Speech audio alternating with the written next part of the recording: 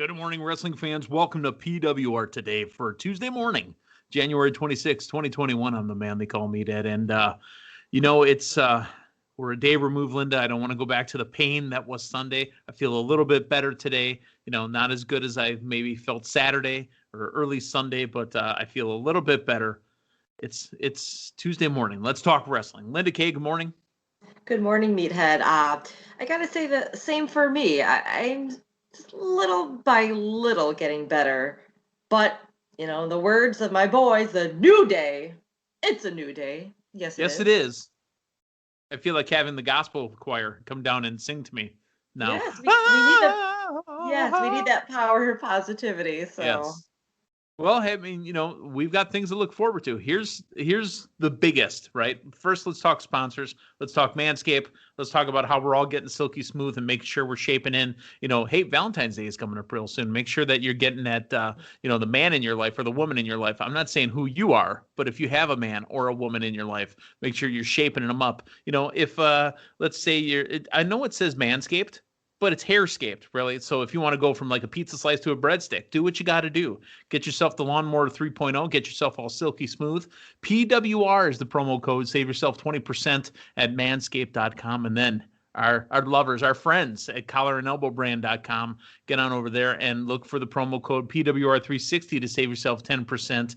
Buenos Hermanos is still one of the hottest t-shirts out there. The Good Brothers wearing it on Impact. They're wearing it on AEW Dynamite, and you can buy it at collarandelbowbrand.com. The big news, Linda Kay, it popped early in the morning. Something to take our attention away from the sting from Sunday. The Peacock to become the exclusive home of the WWE Network in the U.S. This is huge news. All right, let's talk the details first. They had maybe about 1 million subscribers, roughly paying about $10 a piece. They sold it for about $1 billion to NBC. And let's be completely clear here. NBC and the WWE, Vince McMahon and the Dick Ebersols have been lifelong friends. That's why Raw has always been on USA. That's why Saturday Night's Main Event was always on NBC. That's why the Tribute to the Troops was on NBC. That's literally why that this was an easy deal for them to do. So the WWE has sold the WWE Network to NBC, and it'll be part of Peacock Universal. Now, what does that mean for those of us that are WWE Network subscribers? Coming up in March, the first pay-per-view, which I believe is March 21st, Fastlane, right? Mm-hmm. So on March 18th, we will all be transitioned over. If you are paying $9.99, you big dummy, for the WWE Network, if you continue to pay $9.99 for NBC Universal, you get Premium Plus. You get all their content and the WWE Network and no ads. Now, if you want to save yourself $5 and go down to $4.99, you get Premium, which would be the WWE Network, NBC Universal, the Peacock, but with ads. So, you have to ask yourself, do you want to save yourself $5 over what you had already been spending? How about those of you that had NBC Universal Peacock, through your cable provider? I know Xfinity, Comcast, was given that as part of their packages as well. So, Linda Kay, where do you stand on all this? I'm already used to paying that $9.99, and I enjoy commercial-free programming. It'd be kind of weird to have my normal WWE Network viewing, whether it be pay-per-view or the documentaries, the game shows, and have ads, with the exception of the occasional WWE shop commercials or pay-per-view promos. It's been enjoyable not having ads. But as you were saying that just now, I was thinking, how often am I on the network? Actually, it's like, so I have to sit through a couple commercials? That doesn't sound so bad to get half off what I'm paying now. Both are a great deal. Let's be honest, Linda, you've been talking about the WWE Network and pay-per-views being commercial-free. They're not. And it's not just the WWE shop.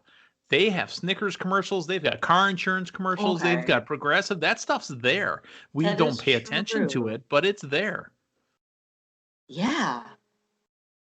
Yeah, I feel that you weigh, one scenario over the other. I think it's just as fine to do the $4.99 option, unless there's another advantage. I mean, I'm assuming with Peacock Premium, maybe you have access to bigger, variety of shows. If Yeah, that's the case, maybe.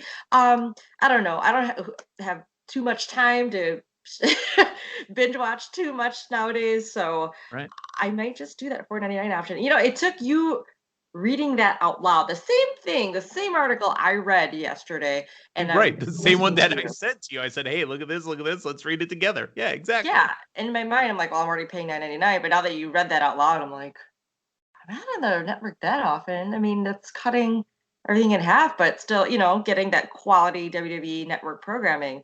I think I'm sold on the regular package there.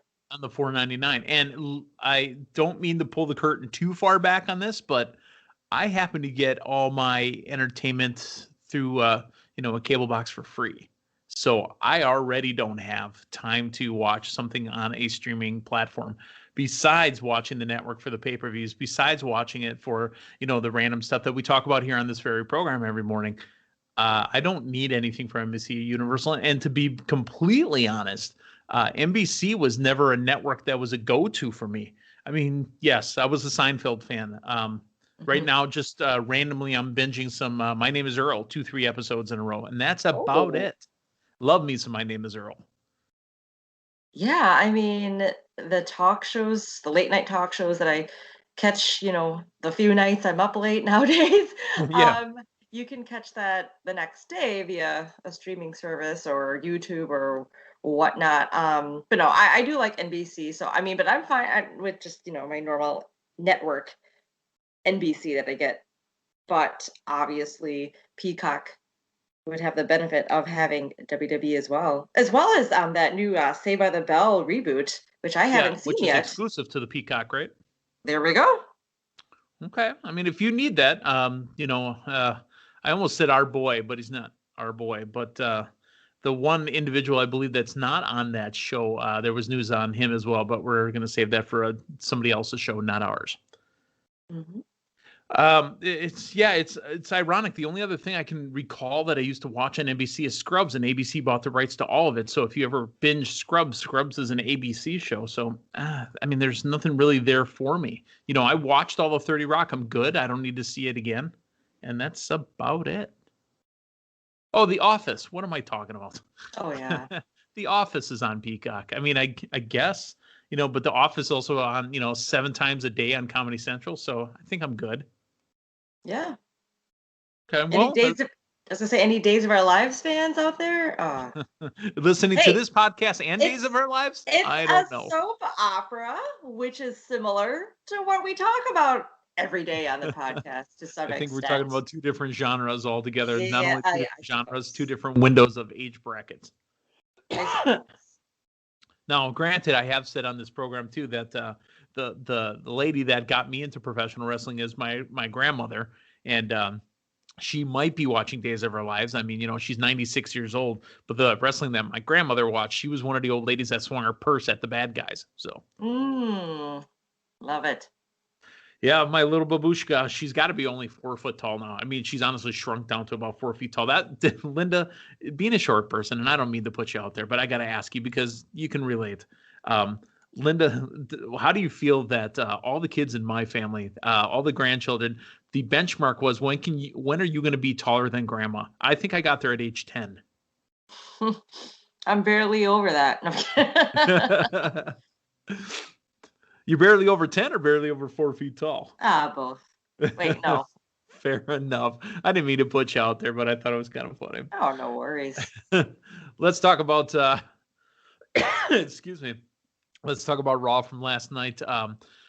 We talked yesterday morning and we said coming up we're gonna have to see what happens next when we finally have Drew and Goldberg one-on-one. And I think we psyched ourselves out because absolutely nothing happened. Yeah. I mean, we saw them work together, which honestly stuck in my head or spoke more volumes than them actually doing their face to face. Yeah. They helped one another. Yet Matter of here fact, I thought they slow danced for a bit too. Did he whisper in his ear? Oh my love. pretty much. Pretty Yeah. much. Yeah.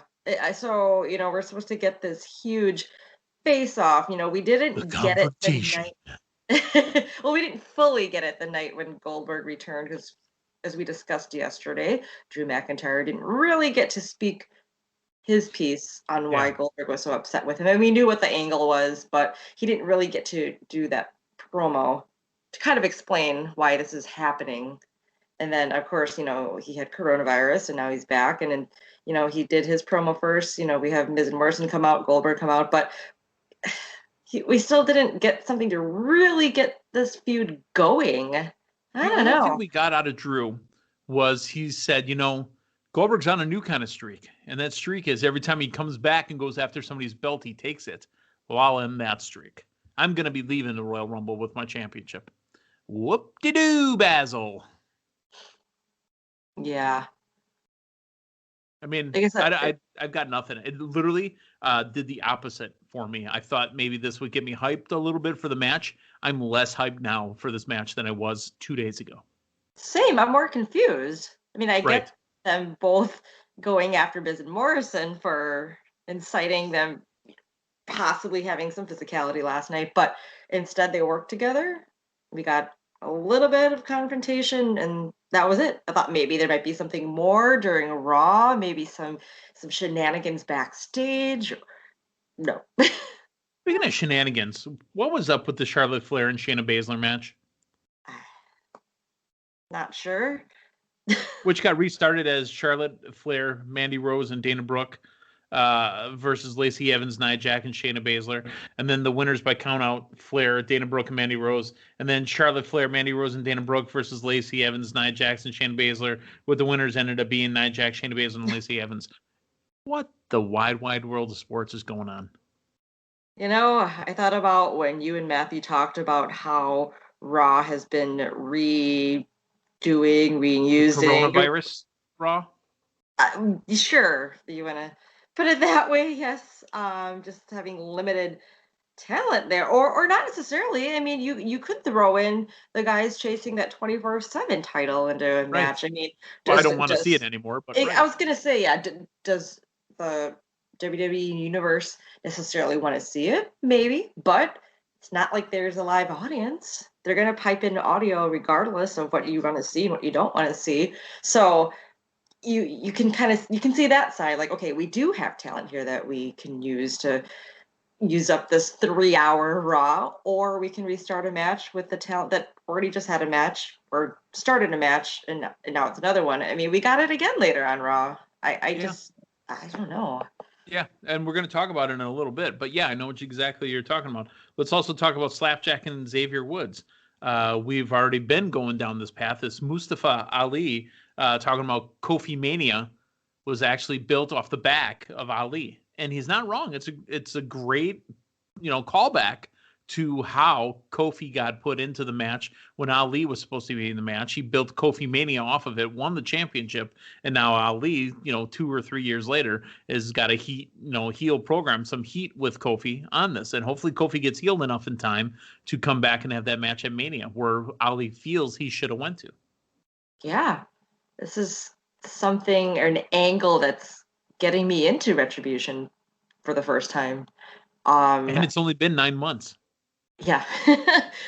Well, I think it's amazing that what happened, when Mustafa Ali got injured before that Elimination Chamber where Kofi got put in instead. I mean, that was 2019. So that had been 2 years ago? 2 or 3. I think it's 2, though. Okay. It's being brought back to light and still very relevant. And they're finding a way to still involve Kofi, even though he's not physically there. Kind of sucks for. Love those. Yeah. Kind of sucks for Xavier Woods, but it's still. But I love the ones where you keep somebody that's hurt and you keep the heat on there. Again, I told you off air before we came on. I said the one interview that I did where I thought I should have done so much better, talking to Chris Jericho over on ESPN 540. And I had said to him, probably my favorite Jericho feud of all time was his and Dean Malenko's, where Malenko was out on injury for 6 months, but he kept bringing up Dean's name over and over and over. And then finally, when this masked competitor won a 10-man cruiserweight battle royal, rips his mask off, and it's Dean Malenko to chase after Jericho, the place erupted. So stuff like that, I enjoy stuff like that. It's great wrestling. Wrestling 101, really. Yeah, and as we've heard, Kofi unfortunately will not be at the Rumble, but as you just said, hopefully there's enough time for him to get better so we can get that, what would be, I feel, a tremendous match between Kofi and Mustafa Ali set for Mania. Looks like that's the road we're heading towards. Yeah. Sheamus and John Morrison turned into Sheamus and John Morrison with The Miz and John Morrison. And this isn't even the one I think you were talking about. There's another segment where it was just an entire... A singles match turned on a 2-on-1 handicap match with the winners being Miz and John Morrison. Again, I get that they're using the talent, but they're stretching segments out going, oh, yeah, well, we don't have enough time or enough content to fill, so we're going to take this segment and then flip it around and it'll be another segment. Yeah, that's it. That's the ticket. Yeah. And just, having, in this case, two guys that just had a match. Let's continue with another, especially in the match. But you saw the marks on Sheamus already. It's like, all right. We know this has become a handicap match, but I mean, for goodness sakes, that's putting quite a toll on them physically too. Yeah. Hey, the segment with Lacey Evans and Ric Flair, where Rick is showing her holds and Lacey's letting him get behind her to show her holds. It's not Kurt Angle and Stephanie from back in the day, or Vince McMahon and Trish from way back in the day. Or but Triple H and Trish. Yeah. But it's still a good. Here's the thing I took away from this. After Charlotte says, Lacey, leave. Charlotte goes off on her dad. Charlotte turns around and gets popped. I don't know what she hit, but that sounded crunchy to me. I mean, she struck her hard. What a right hand. Wow. Yeah, I mean, Charlotte's face legit was red. I mean, after she got the women's right, she then threw Charlotte into that, it wasn't a mirror, but some type of... I think those were serving trays stapled to the wall. Yeah, that's what it looked like. But after Charlotte stepped away from that, her face legit looked red. And as you mentioned, it looked like she got her good. Yeah. Randy Orton in the back still doing another promo with his burn mask on. And Randy, I like what they do with Randy in those segments, because then they have the background of the video playing. So it's a separate ring. We've already seen it in the backstage area. It's a separate ring off probably around first base. I don't know where it's located actually, but separate ring where they do promos at. I love what they did here, but we'll get more to Randy Orton in a second here. Let's talk about a gauntlet match for the United States title shot. Riddle has to take on the Hurt Business. Earlier in the night, the boys in the Hurt Business provide MVP with a brand new chain, a brand new rope, THB gold instead of the 305 or the MVP. He's got a new gold to hang around his neck. I thought it looked fantastic and really fits him. But this is what I was talking about redoing a segment over and over. We just had a segment with him backstage, had a segment with him in the ring, and now it's a gauntlet match, and Riddle's got to go through all three. We know how wrestling TV works, and this is very predictable. Of course, he's got to make it to the last match, and most likely he's going to end up winning that match. And then the guy he's going to take on is going to come down and then beat on him afterwards. I don't like the way it was laid out for us. Yeah, I mean, I guess it is a nice way to not necessarily close this feud, because obviously we're going to get a match between Riddle and Lashley, but a nice way to get to that point, I guess. I mean, it was very predictable, sure. Yeah.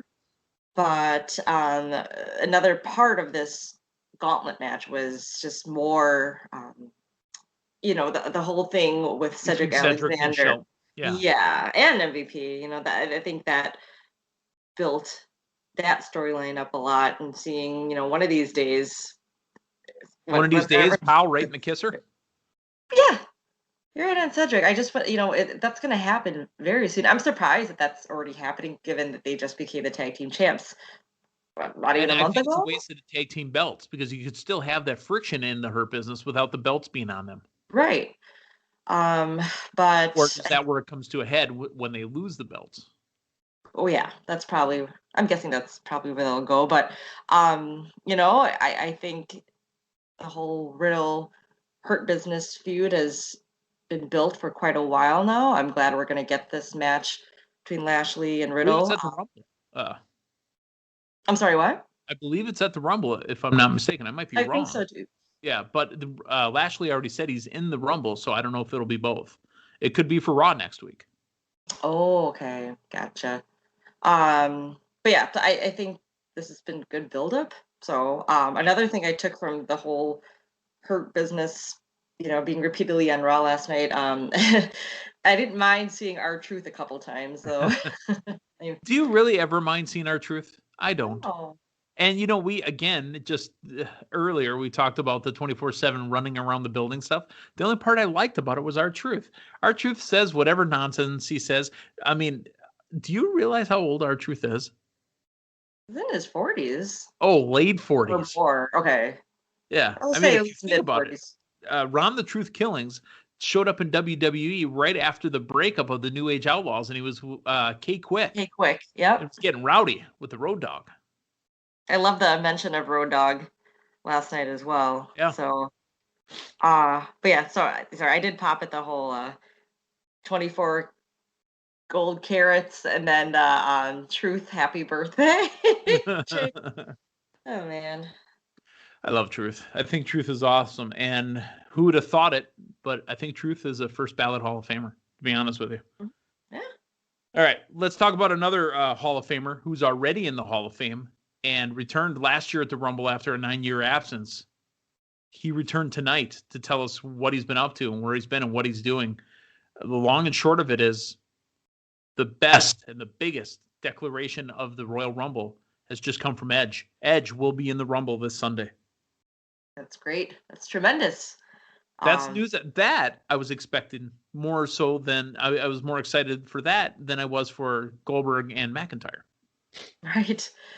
Yeah, I mean, they had those promos saying we'll speak with Edge, and after, what was it, 9 months maybe that he's been out of action. Yeah, that he's declaring himself for this year's Royal Rumble. That is tremendous news. Made me have that feeling again that I did 1 year ago when You Think You Know Me came on. Yeah. And it wasn't Smith and Wesson singing. It was actually Miles Kennedy. Miles Kennedy. Yes. Sorry, I keep thinking of. Never mind. Every time, Linda, the sidetrack here, music-wise, when you hear the band name Smith and Wesson, don't you think of like a shotgun? Don't you think of a gun? I think of that was a Smith and Myers. Smith and Myers from Shinedown. Wesson. It's Smith and Myers. Smith and Wesson. I think of EZ. Oh. No, I mean every time I keep hearing that song by Smith and Myers, I keep thinking of Smith and Wesson, and then I keep thinking of Shinedown doing the 45. But I digress. Yeah. Main event. We had Alexa Bliss's Playground, which set up the main event, as she's looking for a shiny new toy. Due to her very convincing victory last week over Asuka, the women's champion, Alexa Bliss will get a title shot last night. And it was going the way I thought it would go. And again, I was entertained by it. I like the little pullback to old Alexa Bliss, Daddy's Little Monster from the days of her being a dominant SmackDown Women's Champion, to all of a sudden flipping her head upside down and being the monster Alexa Bliss that she was. But out of nowhere, see what I did there? Yes. Out of nowhere, Randy Orton shows up. Not wearing the mask. We talked about it yesterday. It's Randy Orton and it looked like Deadpool. He does not. He looks like he's just got really, really, really burnt A1 sauce on his face. I was just going to say bad sunburn, but I like the A1. Yeah. Yeah, he's got bold and spicy. He hits you here and here. Randy Orton slapped an RKO on Alexa Bliss and the show goes off the air. No finish to the match. You know how we talked yesterday morning about how safe the man versus woman match was, the Smallgate versus Sasha? This was a little different on USA. He just dropped her with an RKO. Well, I mean, for what she's done to him, come on. I don't blame him. I'm just saying. It's different. Yeah.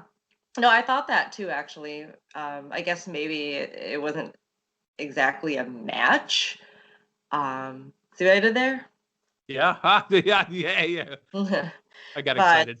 yeah, but hey, USA, and it was already pretty much the 10 o'clock hour Central, as you mentioned. Things can be a little different later in the night, right? Yep.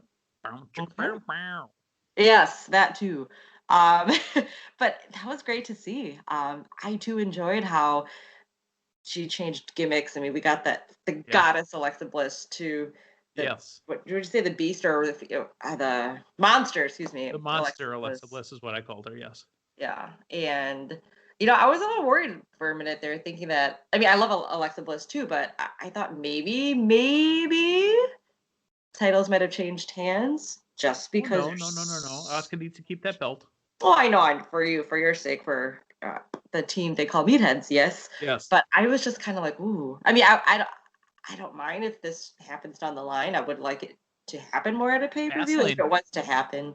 Yeah, if it was to happen. But once Randy Orton showed up, I thought that was tremendous.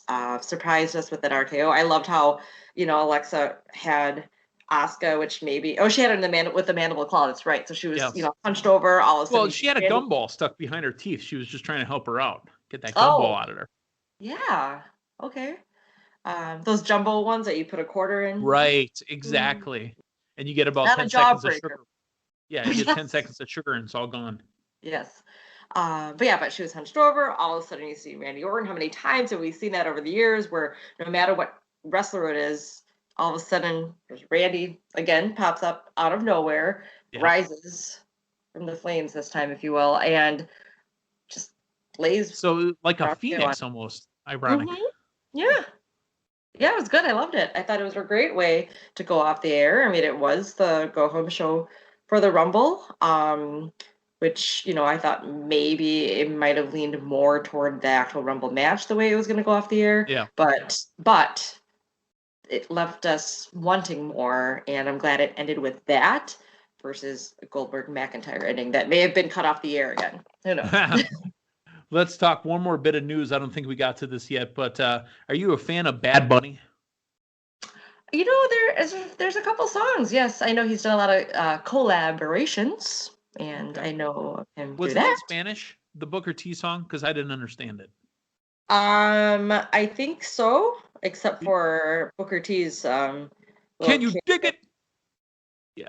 No, the reason I say that is because, I'm old, and I just want it to be in a different language, so it's not me saying I'm old and I couldn't understand the rap song. That's what I'm hoping. Mm-hmm.